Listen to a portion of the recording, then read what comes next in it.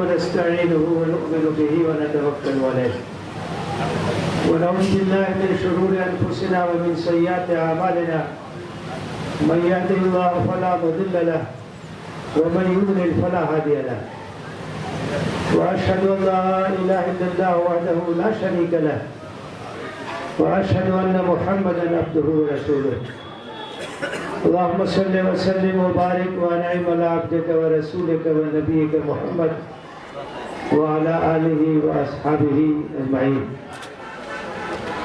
أما بعد فأعوذ بالله من الشيطان الرجيم بسم الله الرحمن الرحيم كنتم خير أمة أخرجت للناس تأمرون بالمعروف وتنهون عن المنكر وتؤمنون بالله.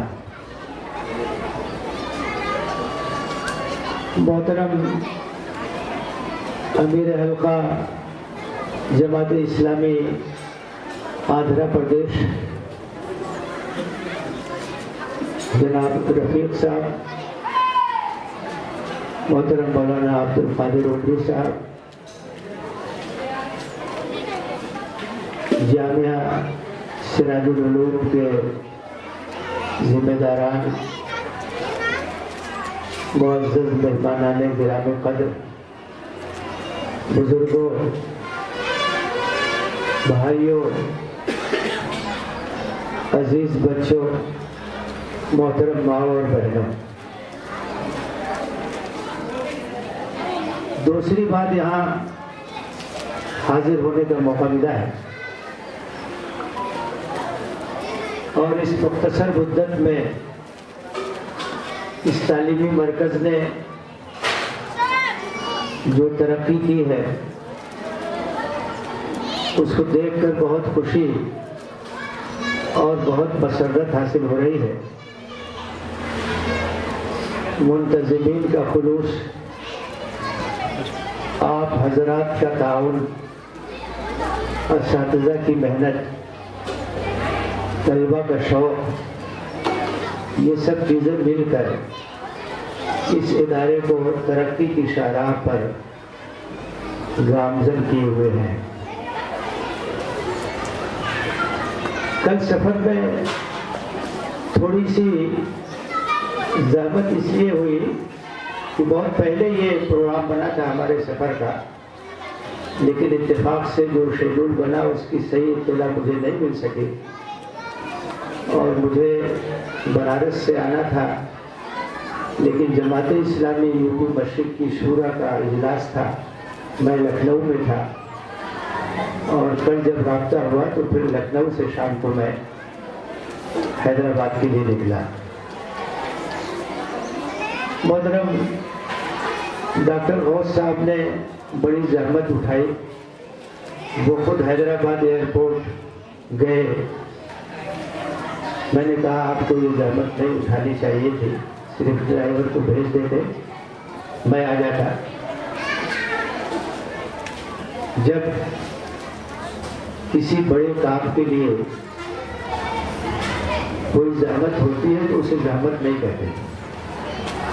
اس تعلیمی ادارے کو دیکھنا، یہاں کی ترقی اور یہاں کی جو رفتار ہے اس کا مشاہدہ کرنا، یہ تو انتہائی خوشی اور مسرت کی چیز ہے. کسی نے کہا تھا کہ سفر کی ساری الفت اور تھکن میں بھول جاتا ہوں، سفر کی ساری الفت اور تھکن میں بھول جاتا ہوں، میرے بچے مجھے جب دیکھ کے مسکرانے لگتے ہیں. یہاں بچوں نے جس طریقے سے استقبال کیا اور ان کے چہرے پر جو مسرت تھی، اس کے آگے سفر کی تھوڑی سی زحمت کی کوئی حیثیت نہیں رکھتی. میں جو خوشی محسوس کر رہا ہوں یہاں آ کر، اسے الفاظ میں بیان کرنا مشکل ہے. چند سالوں کی مختصر مدت میں اس ادارے نے بڑی ترقی کی ہے. ماشاءاللہ یہاں 70 طلبہ زیر تعلیم، شعبے حفظ بھی، عالمیت کا شعبہ بھی قائم ہے. ہائی اسکول تک بچے تعلیم حاصل کر رہے ہیں یہ بہت خوش آئند بات، اور اس میں منتظمین کی شبانہ روز کی محنت، ان کا اخلاص اور ان کی جدوجہد اس کا دخل ہے۔ آپ حضرات کا مخلصانہ تعاون، آپ حضرات سپورٹ کر رہے ہیں، مدد کر رہے ہیں، اور ادارہ آگے بڑھ رہا ہے۔ اللہ تعالیٰ ان خدمات کو شرف قبولیت سے نوازے، آپ سب کے لیے اسے صدقہ جاریہ بنائے، اجر کا باعث بنائے، اور اسی طرح سے آپ اس ادارے کی ترقی میں ہاتھ بٹاتے رہیں۔ ابھی آپ کے سامنے طلبہ نے مختلف چیزیں پیش کی، مختلف زبانوں میں انہوں نے تقریریں کی، عربی زبان میں تقریر کی ہے شاندار، انگریزی زبان میں تقریر کی ہے، اردو زبان میں تقریر کی ہے، تیلگو میں تقریر کی ہے، اور بھی بہت سے پروگرام پیش کیے ہیں۔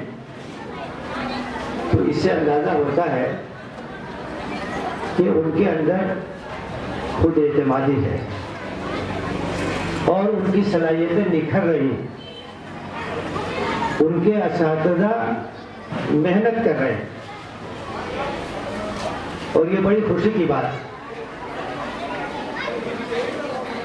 ہر طالب علم کے اندر اللہ تعالیٰ نے صلاحیت رکھی، جوہر رکھا ہے، اگر صحیح رہنمائی مل جائے اور صحیح سرپرستی مل جائے اور صحیح ماحول مل جائے تو ان کی صلاحیتیں نکھر جائیں، اس میں چار چاند لگ جاتے اور ان کا مستقبل روشن ہو جاتا۔ ان کی ہمت افزائی کی ضرورت، یہ دیکھنے کی ضرورت ہے کہ کیا صلاحیت اللہ تعالیٰ نے ان کے اندر رکھی۔ صلاحیتیں الگ الگ ہوتی ہیں، اور استاد اور مربی کا کام یہ ہوتا ہے کہ وہ اپنے طالب علم کو پہچانے، اس کی صلاحیتوں کا اندازہ کرے۔ اسی لیے استاد کے لیے بہت ضروری ہے کہ سائیکالوجی اور نفسیات کا علم اسے ہونا چاہیے۔ جب وہ اس لحاظ سے اپنے طالب علم کو، اپنے اسٹوڈنٹ کو دیکھے گا تو اسی لحاظ سے اس کی رہنمائی کرے گا۔ میدان بہت ہے،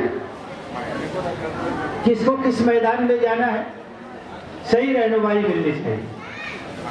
تو اساتذہ کی محنت، منتظمین کی جافشانی، یہ سب چیزیں مل کر کے طلبہ کے مستقبل کو روشن بناتی ہیں۔ ان کے اندر حوصلہ پیدا کرنے کی ضرورت، ان کی امنگوں کو جگانے کی ضرورت، ان کو ایک بڑا خواب دکھانے کی ضرورت۔ ستاروں سے آگے جہاں اور بھی ہیں، ابھی عشق کے انتہا اور بھی ہیں، کہیں رکنا نہیں ہے، مسلسل محنت کرنا ہے، مسلسل جدوجہد کرنا ہے، اور اپنی منزل بلند سے بلند رکھنے کی کوشش کرنا ہے۔ یہ جب حوصلہ پیدا ہوگا طلبہ کے اندر، نئی نسل کے اندر، تو وہ اپنی محنت سے ستاروں پہ کمندر ڈال سکتے ہیں۔ استاد کا کام یہی ہوتا ہے، مربی کا کام یہی ہوتا ہے کہ ان کو مہمیز کرے، ان کو آگے بڑھائے، ان کی ہمت افزائی کرے، ان کو شاباشی دے، ان کو آگے بڑھانے کی کوشش کرے، ان کی ہمت سیکھنی نہ ہو بلکہ ان کی ہمت افزائی ہو۔ میرے بزرگوں اور میرے بھائیوں، تعلیمی ادارے ہماری بہت بڑی ضرورت ہے۔ انہی تعلیمی اداروں میں قوم کا مستقبل تیار ہوتا ہے، قوم کا فیوچر تیار ہوتا ہے۔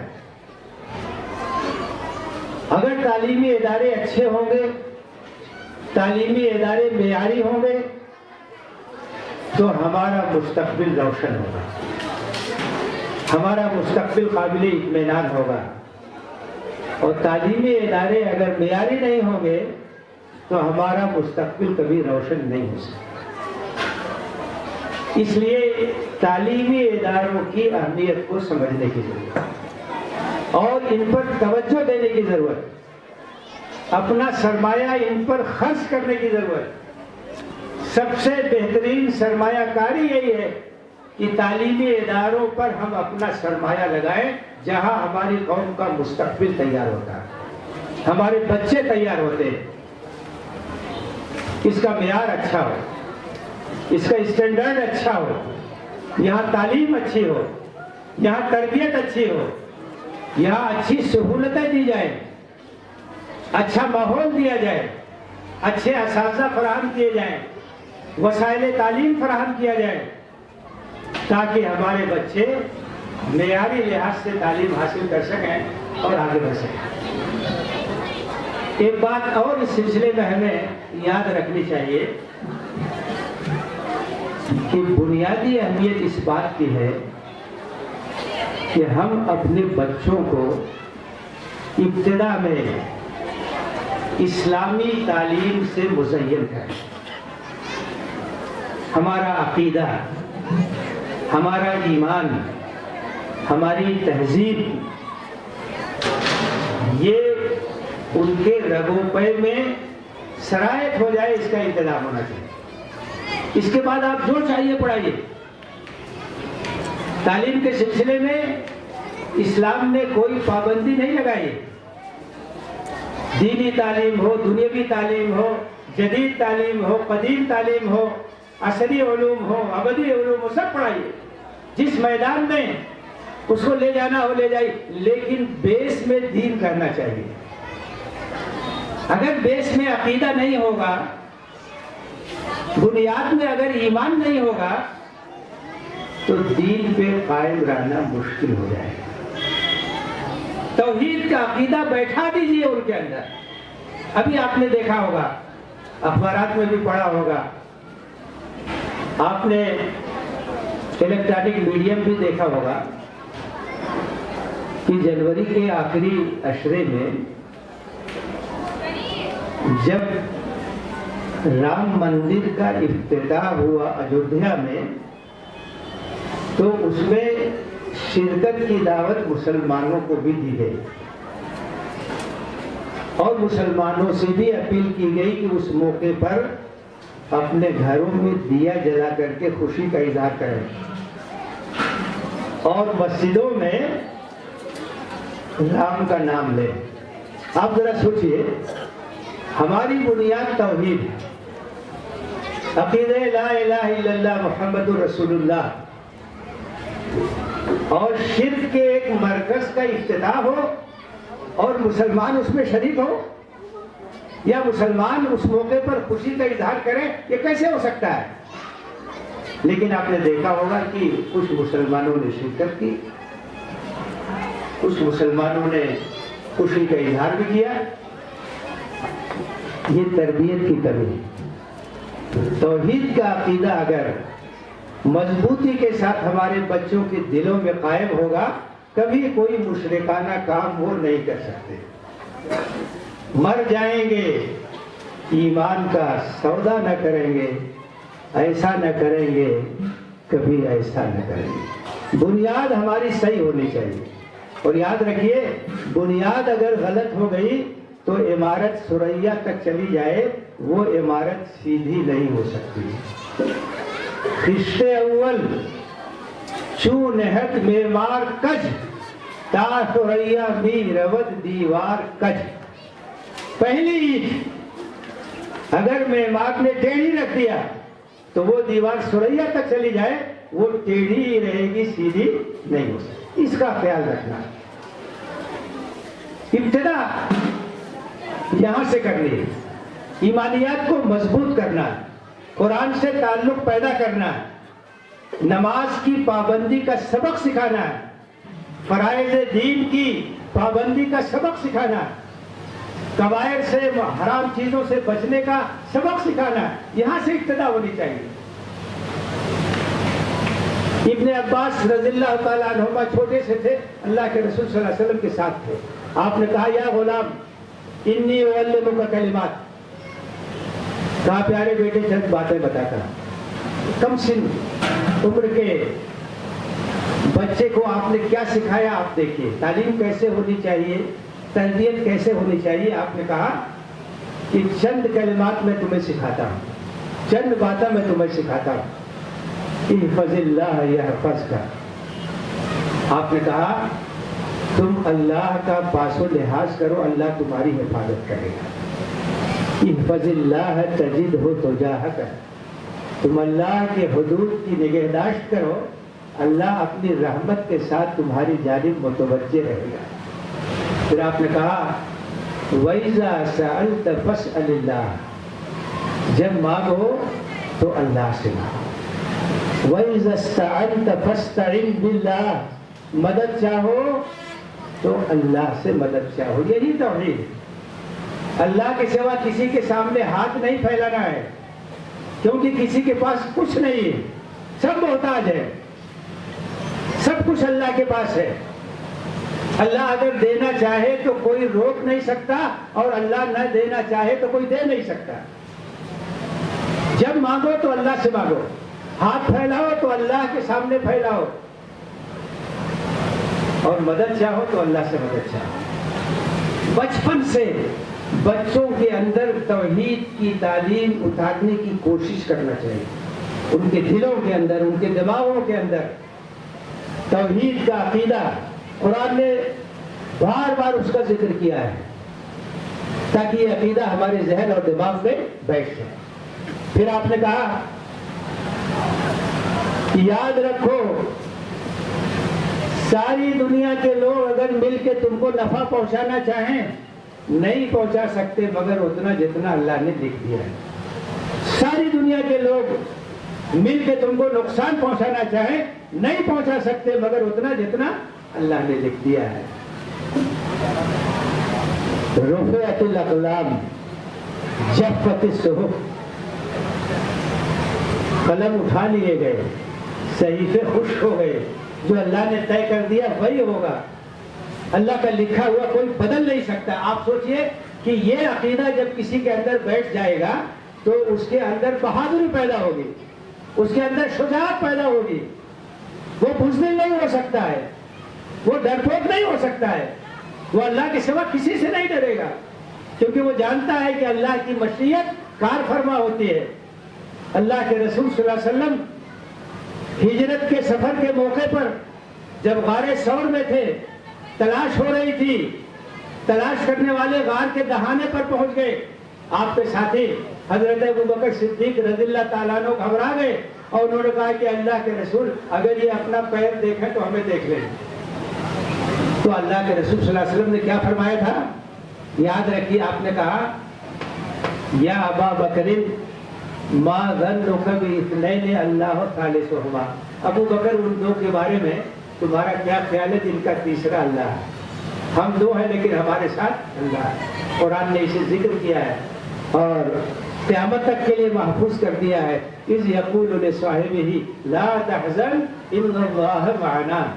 جبکہ وہ اپنے ساتھی سے کہہ رہے تھے غم مت کرو، فکر مت کرو، پرواہ مت کرو، اللہ ہمارے ساتھ. غار کے دہانے سے چلے گئے، نہیں دیکھ سکے.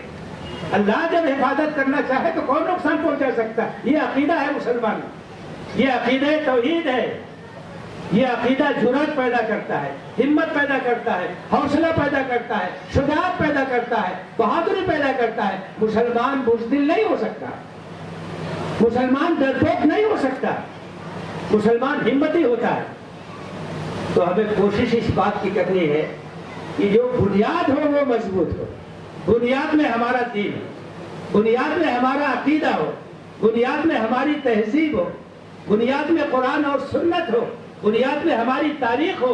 بنیاد جب مضبوط ہو جائے گی آپ بچے کو کہیں بھی بھیجیے وہ دین سے پھر نہیں سکتا، وہ اللہ سے دور نہیں ہو سکتا.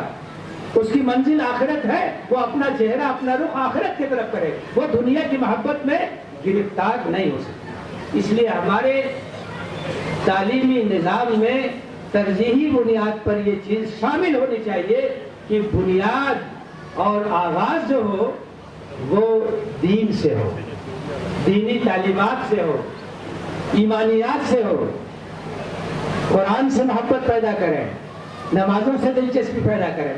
اس سلسلے میں ہماری ماؤں اور بہنوں کا کردار بہت رہا۔ اسکول آنے سے پہلے بچے کی ساری تربیت گھر میں ہوتی ہے، ماں کی گود میں ہوتی ہے۔ ماں کی گود وہ پہلا اسکول ہے جہاں سے ہر بچہ گزرتا ہے، اور ماہرین نفسیات کہتے ہیں کہ 4-5 برس کی عمر تک بچہ جو کچھ دیکھتا ہے، جو مشاہدہ کرتا ہے، وہ سب چیزیں اس کے دل و دماغ پر نقش ہو جاتی ہیں، اس کے اثرات زندگی بھر نہیں ملتے۔ ہماری ماؤں کی ذمہ داری ہے، ہماری بہنوں کی ذمہ داری ہے کہ گھر کے ماحول کو وہ ایک اسلامی ماحول بنائیں، ایک روحانی ماحول بنائیں، ایک ایمانی ماحول بنائیں، ایسا نمونہ پیش کریں بچوں کے سامنے کہ اس کو دیکھ کر کے دین سے محبت پیدا ہو۔ ماں اگر نماز کی پابند ہوگی تو بچے کے اندر بھی نماز سے محبت پیدا ہو۔ آپ نے دیکھا ہوگا کہ مائیں جب گھر میں نماز پڑھتی ہے تو ننھے بچے بھی مصلی پر کھڑے ہو جاتے ہیں، ہاتھ مات کر کے رکوع کی کوشش کرتے ہیں، سجدے کی کوشش کرتے ہیں۔ ماں جب اپنا ہاتھ اٹھاتی ہے دعا کے لیے تو بچوں کے ننھے منھے ہاتھ بھی دعا کے لیے اٹھ جاتے ہیں۔ جب گھر میں یہ ماحول ہوگا تو بچہ پکا نمازی ہو، زندگی بھر وہ نماز سے محبت کرے گا۔ ماں اگر پابندی کے ساتھ گھر میں صبح کو تلاوت کرتی ہے، قرآن پڑھتی ہے، تو آپ نے دیکھا ہوگا کہ بچے بھی اپنی معصوم انگلیاں قرآن پر، اس کے الفاظ پر پھیرتے ہیں، قرآن سے محبت پیدا ہو، کیونکہ گھر کا ماحول اچھا ہے۔ یہ بہت بڑی ذمہ داری ہے۔ آپ گھر کے ماحول کو ایمانی بنائیے، روحانی بنائیے۔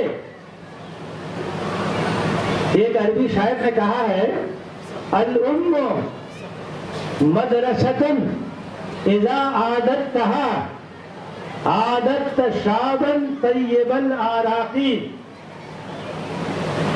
کہتا ہے کہ ماں ایک ایسا مدرسہ ہے کہ اگر آپ نے اسے بنا دیا تو ایک بہترین نسل کو آپ نے بنا دیا، کیونکہ یہ نئی نسل وہی پرورش پاتی ہے، اس کا بچپن وہی گزرتا ہے۔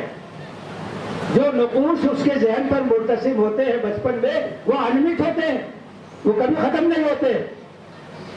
تو یہ ایک بہت بڑی ذمہ داری ہے ہماری ماں اور بہنوں کی کہ نئی نسل کی روحانی اور ایمانی تربیت کریں، گھر کے ماحول کو اچھا بنانے کی کوشش کریں۔ اور دوسرا ایک بڑا کام جو کرنا ہے ہماری خواتین کو، ہماری عورتوں کو، وہ کام ہے سماج کی اصلاح کا، معاشرے کی اصلاح کا۔ جو بہت سی رسمیں پھیل گئی ہیں ہمارے معاشرے میں، ہمارے سماج میں، ان کی اصلاح عورتیں کر سکتی ہیں۔ مثال کے طور پر آپ دیکھیے، شادی بیاہ کے تعلق سے بہت سی رسومات پھیل گئی اور ان کی وجہ سے بچیوں کی شادی بہت مشکل اور دشوار ہو گئی۔ حالانکہ اسلامی تعلیمات کا تقاضا یہ ہے کہ سادگی کے ساتھ نکاح ہو۔ اعظم النکاح برکتاً ایسرہ مرونتاً، سب سے بابرکت نکاح وہ ہے جو اخراجات کے لحاظ سے ہلکا پھلکا، سادگی کے ساتھ نکاح ہونا چاہیے۔ اب ان رسموں کو اسی وقت ختم کیا جا سکتا ہے جب ہماری خواتین ساتھ دیں، جب خواتین اس کے لیے تیار ہوں گی، جب ہمارے نوجوان اس کے لیے تیار ہوں گے کہ ہمارے یہاں شادی بیاہ یہ اللہ کے رسول صلی اللہ علیہ وسلم کے بتائے ہوئے طریقے کے مطابق ہوگا۔ اب ایک افسوسناک صورتحال ہے کہ جس چیز کو دینے کا حکم ہے وہ ہم نہیں دیتے، اور جس چیز کو نہ دینے کا حکم ہے وہ ہم دیتے ہیں۔ لڑکیوں کو وراثت پہ حق دینے کا حکم ہے قرآن مجید میں، ہم وراثت میں ان کا حق نہیں دیتے۔ اور جہیز ایک ہندوانہ رسم ہے، ایک لعنت ہے سماجی، جہیز ہم دیتے ہیں۔ تو یہ تحریک چلنی چاہیے، لڑکیوں کو وراثت دو، جہیز مت دو۔ خواتین کا جو حصہ ہے قرآن مجید نے سورہ نساء میں تفصیل کے ساتھ اسے بیان کر دیا ہے۔ خواتین کا حصہ ہمیں دینا چاہیے وراثت میں۔ جہیز کی لعنت کو ختم کیجئے، گھوڑے جوڑے کی لعنت کو ختم کیجئے، بارات کی لعنت کو ختم کیجئے، سادگی کے ساتھ شادی بیاہ کی تقریبات کو انجام دیجئے۔ حضرت عبد الرحمن ابن عوف رضی اللہ تعالیٰ عنہ عشرہ مبشرہ میں سے تھے، جلیل القدر صحابی تھے۔ جب وہ ہجرت کر کے مدینہ آئے، تاجر تھے، انہوں نے مارکیٹ کا حال معلوم کیا اور تجارت شروع کر دی، اور چند ہی روز میں شادی کر لی۔ تو آپ کے کپڑے پر خوشبو کے نشانات نظر آئے۔ اللہ کے رسول صلی اللہ علیہ وسلم نے کہا کہ مبارک ہو، اولم ولو بشاتن، ولیمہ کرو چاہے ایک بکری ہی کا صحیح۔ اب آپ ذرا غور کیجیے، مدینہ کی آبادی اس وقت کوئی بہت بڑی نہیں تھی۔ حضرت عبد الرحمن بن عوف رضی اللہ تعالیٰ عنہ عشرہ مبشرہ میں سے تھے، جلیل القدر صحابی تھے۔ ان کی شادی ہوئی، اللہ کے رسول صلی اللہ علیہ وسلم کو خبر نہیں، اور آپ کو کوئی شکایت بھی نہیں ہوئی کہ مجھے بتایا نہیں، تم نے شادی کر لیا۔ شادی بیاہ ایک آسان سی چیز ہے۔ یاد رکھیے، جس معاشرے میں شادی آسان ہوگی وہاں گناہ کے دروازے بند ہو جائیں گے، اور جس معاشرے میں شادی مشکل ہوگی وہاں گناہ کے دروازے کھل جائیں گے۔ اس میں زیادہ اہم رول ہماری عورتیں ادا کر سکتی ہیں، مائیں اور بہنیں ادا کر سکتی ہیں، مردوں کے اوپر بھی وہ دباؤ ڈال سکتی ہیں۔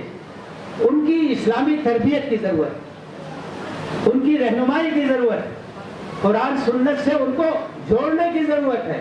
ہمارے لیے اسوہ کون ہے؟ ہمارے لیے نمونہ کون ہے؟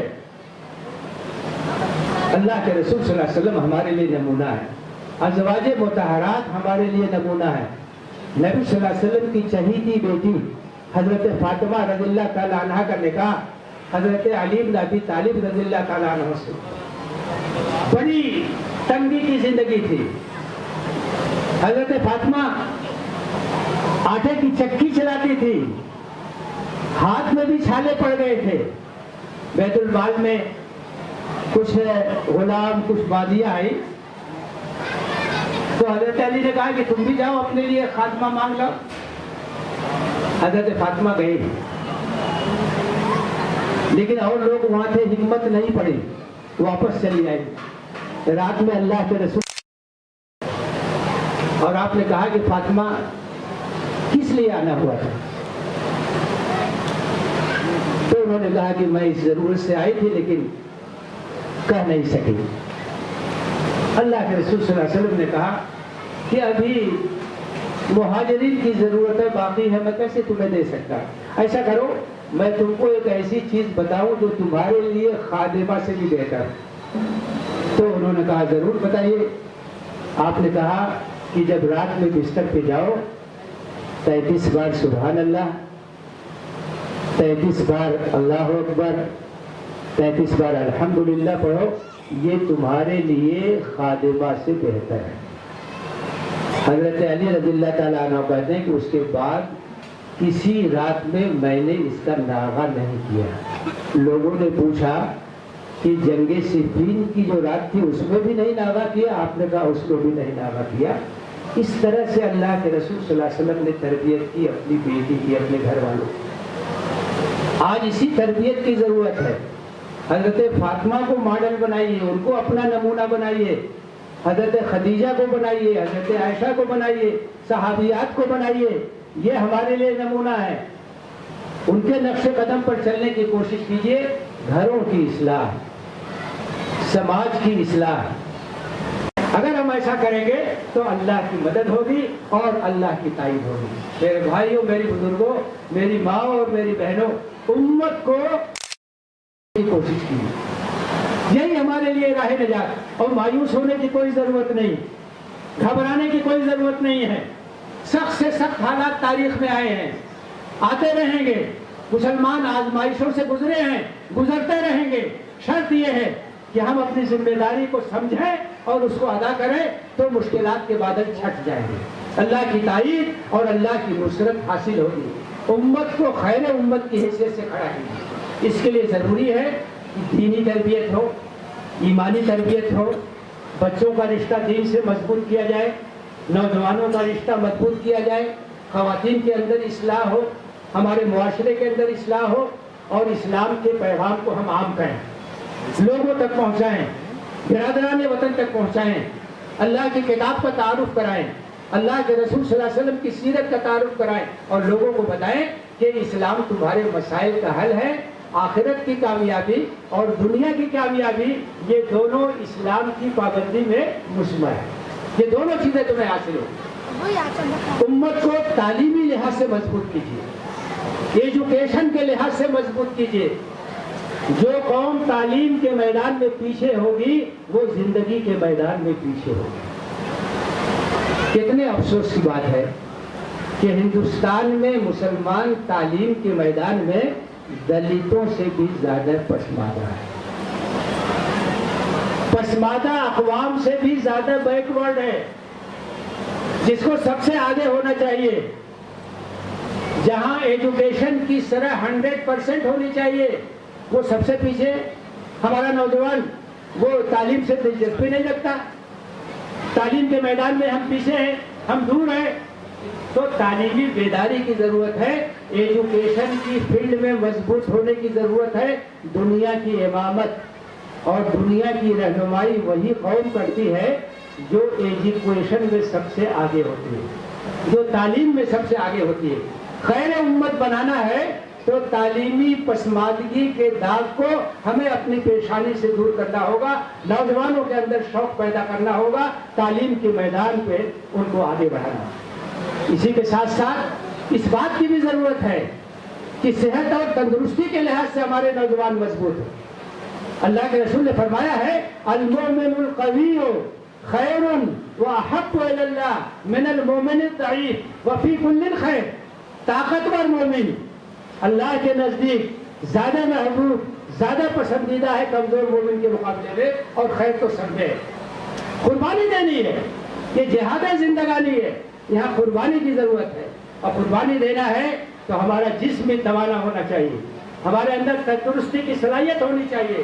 آج ہم دیکھتے ہیں کہ دوسری اقوام کے نوجوان صبح سویرے کہیں دوڑتے ہوئے نظر آ رہے ہیں، کہیں ورزش کرتے ہوئے نظر آ رہے ہیں، اور ہمارے نوجوان سوتے ہوئے ملتے ہیں، رات میں دیر تک جگتے ہیں اور صبح دیر تک سوتے ہیں۔ جسے سویرے اٹھنا چاہیے وہ دیر میں اٹھ رہا ہے، جسے اپنی صحت اور تندرستی کا خیال رکھنا چاہیے وہ اپنی صحت اور تندرستی سے غافل ہے۔ اس پر بھی توجہ دینی ہے، ہیلتھ پر بھی توجہ دینی ہے، اور اخلاقی لحاظ سے اونچا اٹھائیے، کردار کے لحاظ سے اونچا اٹھائیے۔ اصل اہمیت اخلاق کی ہوتی ہے، اور اللہ کے نزدیک سب سے زیادہ پسندیدہ مومن وہ ہے جو اخلاق کے لحاظ سے اچھا ہو۔ اکمل المؤمنین ایمانا احسنہم اخلاقا۔ بہترین مومن وہ ہے، کامل مومن وہ ہے جو اخلاق کے لحاظ سے اچھا ہو۔ ہمارا کردار، ہمارا برتاؤ، ہمارا اخلاق، ہمارا کیریکٹر، ہمارا سلوک یہ اچھا ہونا چاہیے، یہ مومن کی پہچان ہونی چاہیے، اچھا سلوک سب کے ساتھ۔ اور یاد رکھیے حسن اخلاق کا مطلب کیا ہے؟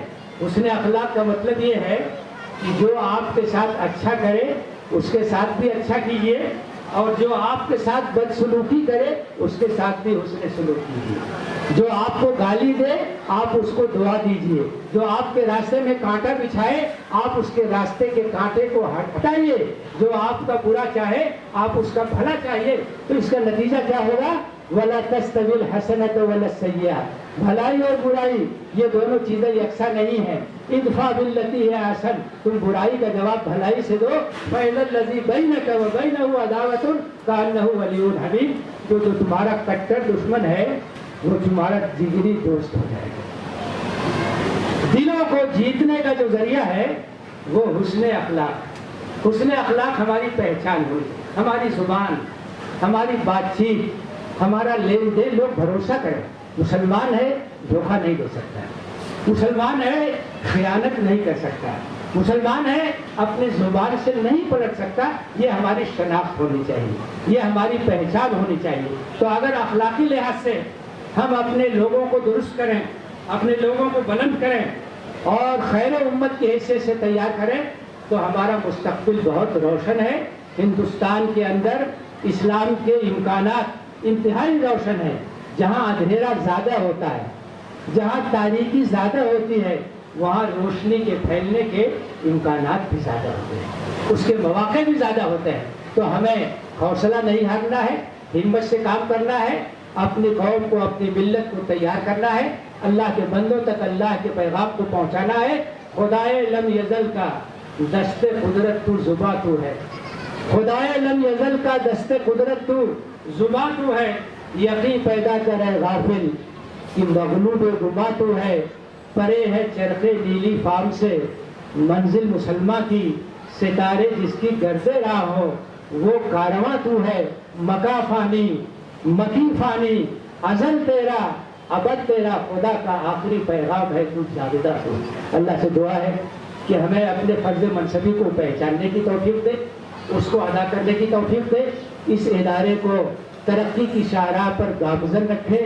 منتظمین کی قربانیوں کو، اساتذہ کی محنتوں کو اللہ تعالیٰ قبول فرمائے، دن دگنی رات چوگنی اسے دے، اور ہمارے جو بچے یہاں پڑھ رہے ہیں ان کا مستقبل روشن ہو.